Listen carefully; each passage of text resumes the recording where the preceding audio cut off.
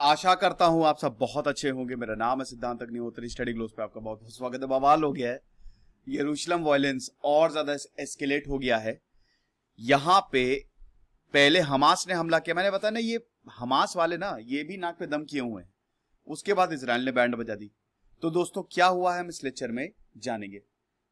Channel को आप जरूर सब्सक्राइब करिए, ग्रोथ थोड़ी रुक से गई है तो you have to subscribe the channel. और इंस्टा पे मुझे फॉलो करिए, खबरी ऐप है, मैं आ गया वहां पे डिस्क्रिप्शन कमेंट बॉक्स में लिंक दिया है। टेलीग्राम पे आइए, लगभग 20,500 के करीब सब्सक्राइबर है। तो ये आप देख सकते हैं, इसकी मैंने बात पहले भी की हुई है कि पैलेस्टीन और इजराइल की स्टोरी क्या रही है। ठीक है, देखिए इजराइल और पैलेस्तीन आपको पता ही है कि इसको होली लैंड बोला जाता था। ये लेवेंट रीजन था और आपको पता ही है पहला अरब इजरायली वॉर 1948 में हुआ। इजराइल ने सिग्निफिकेंट अमाउंट ऑफ एरिया अपने कब्जे में ले लिया था। उसके बाद फिर जब सेकेंड आपका मतलब दूसरी बार जब ये लोग भिड़े 1967 में, ठीक है, 1967 में 6 डे वॉर के बाद ये हालत हो गई थी पैलेस्तीन की। मतलब इजराइल आगे बढ़ता गया। इन सब पे मैंने लेक्चर्स लेके, घंटे के लेक्चर्स आप जरूर देखिएगा। अभी दोस्तों ये हालत है, देखिए पैलेस्तीन के पास ये है, ठीक है, और ये गाजा स्ट्रिप और वेस्ट बैंक, यही दो चीजें हैं। अब आप समझिए कि इतना एरिया पैलेस्तीन का है, यरूशलेम का कोई अभी स्टेटस है नहीं। यरूशलेम जो है वो यूनाइटेड नेशंस देख रहा है। यरूशलेम इधर ईस्ट में रहते हैं यहूदी, ठीक है, ज्यूज, वेस्ट में रहते हैं मुस्लिम्स, बीच में सारी होली साइट्स हैं। यरूशलेम के बारे में आपको पता ही कि तीसरा सबसे ज्यादा पवित्र स्थान है ये इस्लाम के लिए। जुडाइज्म तो यहीं से ही निकला, जीसस क्राइस्ट ने क्रिश्चियनिटी यहां पे फैलाई। तो धरती का सबसे पवित्र स्थान यरूशलेम माना जाता है। और सबसे पवित्र स्थान इस समय वायलेंस में है, भयंकर हिंसा हो रही है और कंटेस्टेड है। अभी अब देखिए अमेरिका इजराइल को सपोर्ट करता रहता है। इजराइल ने भी ईस्ट यरूशलेम पे कब्जा कर लिया है और वो चाहता है कि पूरे यरूशलेम पे उनका कब्जा हो जाए। इधर हमास है। हमास की कहानी आपको पता ही है। हमास आतंकी संगठन है, ये आतंकी है। ये कहते हैं हम पैलेस्तीन के लिए काम करते हैं, लेकिन पैलेस्तीन को और ज्यादा परेशान करते हैं। ये इजराइल पे अटैक करते हैं और इजराइल को मौका मिल जाता है फिर पैलेस्तीन पे अटैक करने का, जिसमें जो बच्चे हैं, बूढ़े, उनकी जान जाती, सिविलियंस मरते हैं। यही अभी हुआ है इजराइल की भी। इसमें इजराइल भी बहुत, वो भी कम नहीं है। जरा सा उसको प्रोवोकेशन मिला, वो पूरा अपनी फोर्सेस लेके घुस जाता। उसको फर्क ही नहीं पड़ता कितने बच्चे मर रहे हैं, कितने लोग मर रहे हैं, उसको कोई फर्क नहीं पड़ता। तो बड़ी खतरनाक स्थिति है। अब दोस्तों ये सुधरेगा कैसे, ये सब कम कैसे होगा? कम ऐसे होगा कि दोनों को ही टेबल पे बैठना होगा, वरना तो वॉयलेंस एस्केलेट होता जाएगा। पैलेस्तीन की जो मेन पार्टी फतह, वो पॉलिटिक्स में आगे, पहले वो भी आतंकी थे, आतंकी संगठन उनको घोषित किया गया था। 1993 में जब पैलेस्तीन बना तब यासिर अराफात को प्राइम मिनिस्टर बनाया गया, लीडर बनाया गया। और उसके बाद हम ये देखते हैं कि एक नया एरा शुरू होता है, इधर पैलेस्तीन और इधर इजराइल। लेकिन तब भी दोस्तों कॉन्फ्लिक्ट कम नहीं हुई। 2000 के बाद से भी दोस्तों लगातार कॉन्फ्लिक्ट जो, जब से हमास का उदय हुआ है तब से बढ़ती जा रही है। अब आप ये देख सकते हैं, ये है टेंपल ऑफ डोम और ये पूरा का पूरा अल अक्सा मस्जिद का कंपाउंड है, आप देख रहे हैं, ठीक है ना, ये पूरा का पूरा। और ये सॉरी माउंट डोम है टेंपल। तो और ये वेलिंग वॉल है पूरा आसपास, जो कि यहूदियों के लिए आप ये देख सकते हैं, ठीक है। सबसे बेस्ट यरूशलेम में आपको बहुत सारे चर्चेस और मस्जिद मिलेंगे। ये डोम ऑफ द रॉक है, डोम ऑफ द रॉक बोलते हैं, मैंने टेंपल डोम बोल दिया, ठीक है। और ये वेलिंग वॉल है, देख सकते हैं ना आप, ये पूरी की पूरी, ये जो वॉल आप देख रहे हैं ना, ये वेलिंग वॉल है, ठीक है। इसको वेलिंग वॉल बोलते हैं, वेस्टर्न वेलिंग वॉल। यहां पे आते हैं यहूदी और रोते हैं इस वॉल को अपना सर रख के, ठीक है। और ये है डोम ऑफ द रॉक, ये पूरा का पूरा। ये अल अक्सा या किबला मॉस्क, मतलब यही वाला, ये वाला जो एरिया आप देख रहे हैं ना, ये पूरा का पूरा कंपाउंड, ये मॉस्क है, मस्जिद है। और ये पूरा इर्द गिर्द वेलिंग वॉल है। उसके बाद वेलिंग वॉल है, फिर सेंट जेम्स चर्च है, आर्मीनियन क्वार्टर है, फिर सबसे बड़ा चर्च जो कि क्रिश्चियंस का है यरूशलेम में, चर्च ऑफ द होली सेपिरे, ठीक है। तो ये सारी की सारी बीच में सब इंपॉर्टेंट श्राइन्स है। इधर अगर आप ईस्ट में चले जाएंगे तो यहां पे सब यहूदी रहते हैं, वेस्ट में मुस्लिम, और बीच में ढेर सारी साइट्स है। यरूशलेम का भी ये स्टेटस है। अब हमास का ये बयान आया कि 20 लोग मारे गए हैं, डेडली एयर स्ट्राइक्स हुई, जिसमें बच्चे भी शामिल हैं। रॉकेट फायर, यहां पे देखिए हमास के पास रॉकेट्स हैं और इजराइल भी चुप नहीं बैठता है। तो यरूशलेम में जो रॉकेट फायर किया गया था, इजराइल पार्लियामेंट को तुरंत इवैक्यूएट किया गया। रॉकेट गिरा बिल्कुल बगल में। टेंशंस और ज्यादा बढ़ गए इजराइल और पैलेस्तीन में। अभी आपने देखा कि ये अप्रैल और मई महीना तो बहुत टेंशन वाला रहा है, रमजान का महीना बहुत टेंशन वाला रहा है, ठीक है। कभी पैलेस्तीन जो युवा है वो पत्थर उठा लेता है, कभी इजराइल की पुलिस घुस जाती है। अभी आपने देखा अल अक्सा मॉस्क पे रेड किया जिसमें लगभग 164 लोग घायल हो गए, पैलेस्तीन घायल हो गए। फिर उसके बाद यहां पे जो दोस्तों हुआ क्या कि जो इतनी टेंशन थी, हमास ने ऑलरेडी बोल दिया था कि अब हम छोड़ेंगे नहीं। जब अल अक्सा रेड हुई तो हमास ने ये बोल दिया था कि हम तो तुमको मार के रहेंगे, बस इलाका हमारा होगा। हमास ने एक के बाद एक 7 रॉकेट छोड़ दिए यरूशलेम में, ठीक है, 7 रॉकेट। अब आप वही कह रहे ना कि आपको भी थोड़ा सा शांत रहना पड़ेगा। ये हमास वाले सुनते हैं नहीं, आतंकी है, छोड़ दिए 7 रॉकेट इधर इजराइल पे गिरे। इजराइल का मूड खराब हो गया, एयर स्ट्राइक्स कर दिया इजराइल ने। 20 लोग मारे गए, जिसमें 9 बच्चे हैं और बाकी 11 दूसरे पैलेस्तीन से। इजराइल ने बोला है कि हमने कम से कम 3 हमास मिलिटेंट्स को खत्म कर दिया है।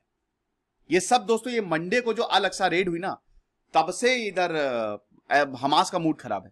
उन्होंने वही धमकी पे धमकी दिए जा रहे हैं। अब ये उसको नहीं करना चाहिए था। उनको पता है कि इजराइल तो भैया फाइट बैक करेगा और इसमें जान फिर पैलेस्तीन सिविलियंस की जाएगी, जो हुआ। हमास के सोर्सेस ने बोला कि मोहम्मद अब्दुल्ला फया, जो कि बहुत इंपॉर्टेंट कमांडर था, वो मर गया। आप ये देख सकते हैं एयर स्ट्राइक जब हुआ तो किस तरीके से आग की लपटें जो हैं वो उठ रही। इसको बीबीसी ने बहुत अच्छे से कवर किया है, आप उनके आर्टिकल जरूर पढ़िए। हालांकि मैं यहाँ पे बता ही रहा हूँ, ये बीबीसी का ही आर्टिकल है। तो वही है कि अभी आपको पता है कि जब अल अक्सा मॉस्क में अभी मंडे, वैसे तो उस समय तो खबरें आ रही थी कि 164 लोग घायल हैं अल अक्सा मॉस्क पे जब इजराइल ने रेड की। बाद में पता चला कि 300 पैलेस्टीनियंस घायल हो गए। ऊपर से अभी यरूशलेम डे। अब यरूशलेम डे जब इजराइल ने ईस्ट यरूशलेम को कैप्चर किया था तो ये यरूशलेम डे के नाम से बनाया जाता है। तो इस दिन होता क्या है कि इजराइल जो है वो गाना गाते हैं और मतलब जो नारे लगाते हैं, पेट्रियोटिक सॉन्ग्स गाते हैं। अब पैलेस्टीनियंस को ये बिल्कुल अच्छा नहीं लगता है। वो बोलते हैं कि एक तो आपने इतने बड़े एरिया को, हमारे एरिया था, इसको कैप्चर कर लिया, ये तो प्रोवोकेशन है, ये प्रोवोकेशन है।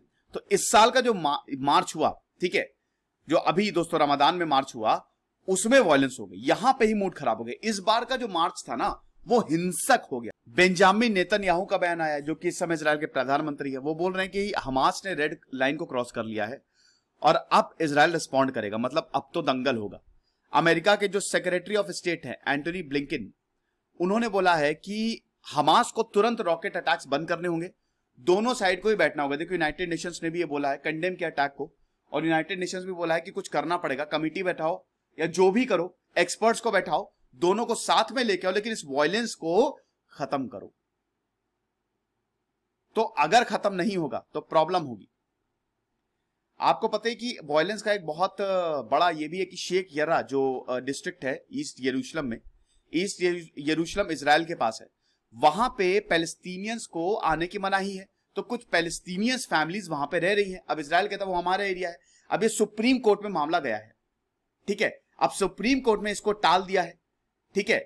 यहां पे मंडे को हियरिंग थी, लेकिन सेशन जो है वो पोस्टपोन हो गया इसी ट्रबल की वजह से। ये जो पूरा का पूरा वायलेंस हुआ, लग रहा था कि अगर कुछ भी जो भी डिसीजन आएगा इसकी वजह से वायलेंस जो है वो और ज्यादा बढ़ सकता है। आप समझ रहे मैं क्या कह रहा हूं? मैं ये कह रहा हूं कि शेख जरा डिस्ट्रिक्ट में पैलेस्टीनियन फैमिलीज काफी ज्यादा रहने लगी हैं, तो ये इजराइल को बिल्कुल रास नहीं आया। तो ये जो मामला ये कोर्ट में है। जो यहां पे गवाह हैं, विटनेसेस हैं, उन्होंने बोला है कि जब हम ओल्ड सिटी को क्रॉस कर रहे थे तो हमने ये देखा कि इजराइल पुलिस कंपाउंड में एंटर कर गई है। वो स्टन ग्रेनेड जो है वो पैलेस्टीनियंस पे चला रही है, वहां से पैलेस्टीनियंस भी पत्थरबाजी कर रहे हैं। यरूशलेम डे वैसे 9 और 10 मई को मनाया जाता है, ठीक है। 1967 वॉर के लिए ही जब ये इजराइल ने सब कब्जा किया था, तो 9-10 मैंने बताया ना कि 9 और 10 मई को जब ये सब आए और मतलब यरूशलेम में बहुत मतलब लोग गाना गाते हैं, सब कुछ बढ़िया, तो ये पैलेस्टीनियंस को बहुत प्रोवोकेटिव लगता है। इस बार 9 और 10 मई को रमजान चल रहा था, इस बार 9 और 10 मई को जब ये यहूदी जो है वो निकले, ठीक है, तब यहां पे वायलेंस बढ़ गया। पुलिस बता रही है कि पैलेस्टीनियंस ने एक बैरिकेडिंग टाइप की लगा ली थी। शाम 4 बजे मार्च शुरू होना था और एकदम से हिंसा होने लगी। यहां पे स्टन ग्रेनेड्स इजराइल की तरफ से फायर किए गए और इधर पैलेस्टीनियंस यूथ भी पत्थर बरसा रहे थे। जो क्लैशेस हुई उसमें यह बताया है कि 305 पैलेस्टीनियंस जो हैं वो injured, they had been injured in the clashes, और 228 को यहां पे ट्रीटमेंट के लिए ले जाया गया है। इजराइल पुलिस ने बोला था कि 21 ऑफिसर्स उनके हर्ट हुए हैं। नेतन्याहू ने पुलिस को डिफेंड किया था कि टॉलरेंस और इनटॉलरेंस के बीच में जंग है, लॉलेस और वायलेंस एंड ऑर्डर के बीच में जंग है, लॉलेस वायलेंस और ऑर्डर के बीच में जंग है। ये जो कॉन्फ्रंटेशन हुआ है ये और जगह भी रिपोर्ट किया गया, जैसे northern Israeli city of Haifa, वहां पे भी, वेस्ट सिटी ऑफ रामल्ला। तो टेंशन बहुत ज्यादा हो रही हैं। अगर हम बात करते हैं यहां पे फिर Palestinian Authority President Mohammed Abbas ने यह बोला है कि इजराइल जो कर रहा है वो बहुत ज्यादा गलत है। इजराइल का जो ऑक्यूपेशन है जबरदस्ती, एक तो वो अल अक्सा मॉस्क में घुस गया है। अभी तक तो हमने बेंजामिन नेतन्याहू के बारे में बताया, यहां पे पैलेस्टीन के प्रेसिडेंट बोल रहा है कि जबरदस्ती एक तो मॉस्क में घुसा, वहां पे फोर्स यूज की, कोई जरूरत नहीं थी फोर्स यूज करने की, एकदम जो दंदनाते हुए घुसे हैं ना, ये बिल्कुल गलत है। परसों रेड मारी और कल हमला हो गया। हमास ने 7 रॉकेट फायर किए और इधर इजराइल ने एयर स्ट्राइक्स की। मैंने बताया था आपको कि आगे जो होगा देखेंगे। मुझे पता है वॉयलेंस रुकने वाला है नहीं, ये अभी और होगा। अभी देखिए क्या क्या खबरें आती हैं। तो अब यही है कि हर कोई यही चाह रहा है, अमेरिका हो गया, यूरोपियन यूनियन हो गया, रशिया हो गया, यूनाइटेड नेशंस, की भैया ये वॉयलेंस खत्म हो और दोनों को ही टेबल पे बैठाएं। यूनाइटेड नेशंस ने बहुत चिंता जताई है कि ये जो बढ़ता जा रहा है, ये वॉयलेंस एस्केलेट होता जा रहा है, इट इज नॉट गुड। ये लेक्चर था दोस्तों, आई होप आप समझे होगे, आपको पसंद आया होगा। तो भैया अटैक्स जो है वो एक के बाद एक जारी है और लेट्स सी आगे किस तरीके से ये आगे बढ़ती है। देखिए मेरा काम है आपको न्यूज देना, है ना। कुछ लोगों को पता नहीं क्या हो जाता है, एकदम उनके अंदर भी कुछ जाग जाता है जो चीजें चल रही हैं और मेरे व्यूज जो हैं, ठीक है। क्योंकि जब आप यूपीएससी में आंसर राइटिंग लिखेंगे तो आपको दोनों पक्ष को ही सामने रखना होता है। खुश रहिए, पढ़ते रहिए। दिस इज सिद्धांत अग्निहोत्री साइनिंग ऑफ।